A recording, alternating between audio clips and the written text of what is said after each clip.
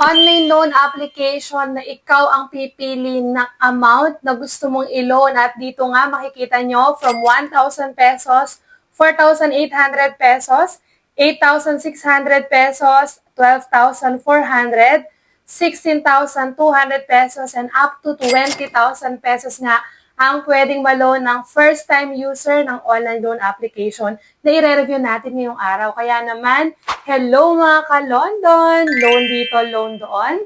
Panibagong araw, panibagong online loan application na naman nga ang ating pag-uusapan at re-reviewin.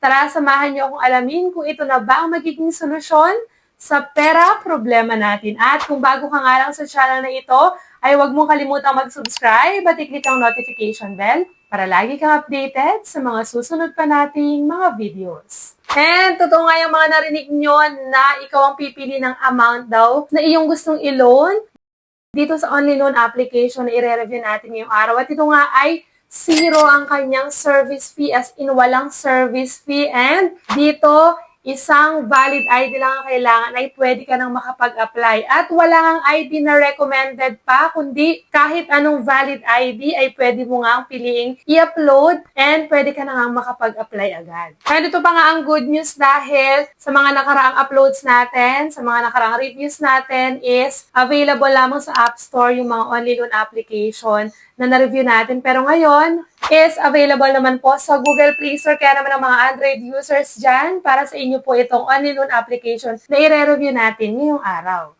Pero syempre, kahit narinig natin na available ito sa Google Play Store, wag muna po kayo agad magda-download dahil i-check muna natin ng maigi kung talagang legit at totoo ang mga ino-offer nito at kung totoo bang makakapili tayo ng amount na gusto nating i-loan. And syempre, mas mainam na makasiguro muna tayo bago tayo mag-apply, mag-download para at least hindi naman sayang oras natin kung sakali mang hindi legit ang online loan application na ito. Ito nga i-check natin sa ating review kung magkano ba talagang ibibigay sa ating credit limit nito, magkano ang mababawas. At sabi nga dito, wala daw itong service fee at syempre yung kanyang loan term. At kung ikaw nga ay madalas na ma-reject sa mga online loan application na ina-apply mo, dito sa ating channel ay may chance akong manalo sa ating pa-GCash giveaway. Ano nga lang bang dapat mong gawin? I-like lang ating video. Siyempre, huwag kalimutang mag-comment sa comment section.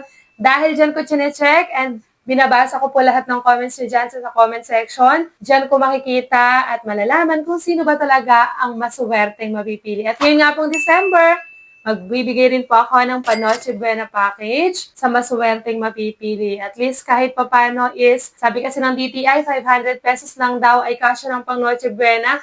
Agree ba kayo dyan mga ka-London? Ibigay nyo naman po ang inyong saloobin dyan sa ating comment section. At alam ko nga excited na kayo lalo na yung mga Android users dyan dahil nalaman ninyo available at downloadable ito sa Google Play Store. And ito nga is fast down na ma-receive natin sa ating GCash, yung amount na ilo-loan natin. Ito ay walang iba kundi si Mibrar Loan, Mera Waheguro Lending Corporation. Medyo kakaiba ang pangalan nito at nakakabulol pa nga. And ito nga, kasalukuyan siya ngayong mayroong 4.8 na ratings. Mataas yan, pero syempre hindi yan assurance para masabi natin na legit ang OLA na i-review natin ngayong araw. And ito nga yung makikita natin sa ads netong si Mibrar. So nakalagay dito na fast limit upgrades. So dito mabilis daw tumaas ang credit limit once na repeat borrower ka na at maganda ang naging credit standing mo dito. And makikita nyo nga dito na 15,000 pesos daw pwedeng ma-loan and nakalagay dito na 90 days ang kanyang loan term. And dito nakalagay din na borrow as little or as much as you need. Kagaya na sinabi ko kanina sa intro natin, pwede daw tayong mamili ng amount na pwede nating ma-loan dito. And dito pa nga, 100% secure process daw ang ating pag-apply dito. And dito mag-a-ask sila sa atin ng permission, so kailangan lang natin i-confirm yan. So i-confirm lang natin ulit yan kasi para tayo makapagpatuloy na sa next step ng ating application. And dito nga, pag tayo ay wala pang account, so kailangan nating mag-register gamit ang ating active phone number para sila makapag-send sa atin ng verifications code and syempre makapag-continue na agad tayo sa next step. And ayan, pagka-login nga natin dito or pagka-register na ito lalabas sa ating screen, welcome agad. Please submit your personal information and get your quota. At ang maximum loan amount nga po is up to 20,000 pesos. And sa application nga, submit information lang. get approval, and loan credited na agad. Ganun lang daw kabilis ang application natin dito kay Mibrar. And dito nga, kagaya rin ng sinabi ko kanina, walang nakalagay na recommended ID type or other type ng ID kasi isang valid ID lang na meron ka is pwedeng-pwede na. So, i-upload mo lang yan, pipicturean mo, and i-upload mo.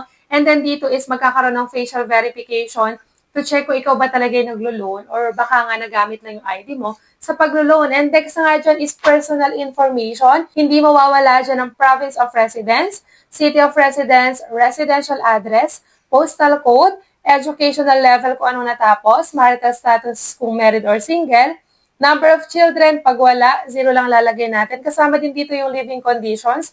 And then pipili lang tayo dyan. And yung email address, importante dyan, dapat active at nakaka-receive ng messages. And sa work information naman dito, hindi na natin kailangan mag-provide pa ng payslip or other documents na makakapag-support sa ating application, kagaya ng Certificate of Employment. And dito nga, kasama pa rin ang company name, company address, company phone number, and then kasama dito profession, pipili lang tayo, and tatanungin ka rin nila kung gaano ka nakatagal sa iyong trabaho. And syempre, yung monthly salary or income, at baka dyan nila i-base kung magkano ba ibibigay sa ating credit limit. At syempre, yung payday kung kailan ka sumasahod. And dito naman sa emergency contact, 3 contact number lang po ang kailangan natin ibigay or 3 emergency contact lang po. And then, syempre, isipin pa rin natin mabuti kung sino inilalagay natin dyan kasi nga pwede nilang tawagan yan once na due date na natin at hindi nila tayo ma-reach or matawagan. And ito, hindi nawawala to recently sa mga nire-review nating online loan application, yung credit standing. Dito tinatanong ka kasi nila kung meron ka bang loan sa past few months and then kung meron ka bang overdue. Pero syempre, ang ma-advise ko lang sa inyo, lagay natin dito is no loan or no overdue loan kasi nga baka maka-apekto ito sa approval ng ating application. And dito naman sa ating bank information kung saan ba natin marireceive at babayaran yung amount na niloan natin. So dito pwede pa rin through bank or e-wallet at sa e-wallet pwede pa rin ng GCash, PayMaya at GrabPay. And ganyan nga lang kabilis yung application natin kay Mibrar. So dito na agad tayo sa ating pinakakahintay na part ng ating review dahil alam nga natin na ito ay available sa Google Play Store. Alam na natin yan. And eto na lang ang confirmation kung magkano ba ibibigay sa ating credit limit or kung makakapili ba tayo ng credit limit. So dito nga nakalagay na loan details. Dito is 20,000 pesos and meron ditong dalawang products na Mibrar loan and etong si Cash is PH. So hindi natin alam kung eto bang si Cash is PH ay dati ring pangalan netong ni Mibrar loan. Pero syempre dahil kay Mibrar loan tayo nag-apply, a-apply na natin. So nakalagay dito yung amount daw is up to 40,000 pesos. And dito nga sa kanyang ad sabi kanina, pwede daw nating piliin kung magkano amount lang ang gusto natin. So nakalagay dito na 1,000, 4,800, 8,600, 12,400, 16,200, and syempre up to 20,000 pesos. So dito nga, syempre, pag magta-try lang naman ako para malaman ko lang kung ano yung loan details neto at kung totoo ba talaga na pag yun ang kinlik mo is yun ang ibibigay sa'yo. So, itatry natin dito yung 4,800 pesos. And yung amount kasi na 4,800 is hindi naman ganun kalaki at hindi rin naman ganun kababa. So, yun yung gusto kong itry na applyan. And dito nga, so nakalagay dito na success. Loan disbursed successfully and will be received soon. Based on your credit rating, we match the following products for you. So, dito nga, wala pa naman akong nare-receive. So, check natin yung loan details. And eto nga, so dito sa ating processing na nakalagay, so under review yung ating application, pero nakalagay success na nga. So, dito nakalagay na hindi po 4,800 ay binigay sa aking credit limit, kundi 500 pesos. At dito nga, nag-loan ako ng December 8, and dito wala pang nakalagay na due date, pero yung amount na ibibigay sa akin is 500 pesos. So, check natin ngayon yung loan details. And dito nga kung makikita niyo yung 500 pesos na yan, mahati pa sa 3 ang pagbabayad. So, sa unang pagbabayad is magbabayad ako ng 183 pesos at yung 167 doon is mapupunta doon sa principal amount and yung interest is 16 pesos lang. And then sa pangalawang pagbabayad, 167 pesos na lang ang babayaran natin at wala na siyang interest. And then, ganun din sa pangatlong pagbabayad, 167 pesos and wala na rin siyang interest. At yun nga yung kabuang loan details na pinakita sa atin itong si Mibrar loan. And dito nga makikita natin na hindi naman binigay yung 4,800 na tinry kong applyan. At kung ikaw nga ay nakapag-try na rin dito kay Mibrar loan, mag-share ka naman ng iyong experience kung magkano ibinigay sa yung credit limit. and magkano yung mababawas dahil sabi niya wala daw service fee, and of course yung kanya loan term. At kung gusto mo nga manalo sa ating pag-ticket giveaway, i-like lang ating video at huwag kalimutang mag-comment sa comment section para sa chance ang manalo. At dito nga ngayong December, mamimigay din po ako ng Panoche Buena package. Malapit na po yan. At dito na lamang po muna natatapos ang ating review ngayong araw. Hanggang sa muli mga ka-London! Bye-bye!